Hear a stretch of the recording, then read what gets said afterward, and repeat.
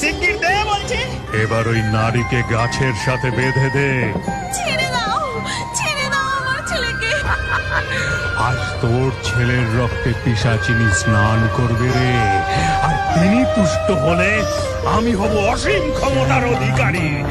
আমি অমরত্ব লাভ করব, অমরত্ব। হে মা কালী, রক্ষা করো।